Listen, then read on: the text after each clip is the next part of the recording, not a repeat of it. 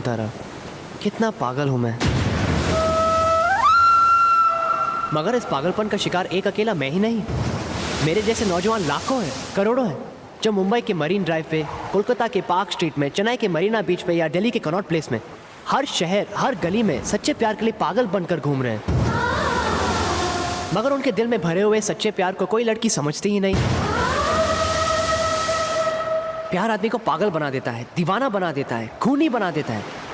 मगर इसी प्यार ने मुझ से पागल को एक इंसान बना दिया।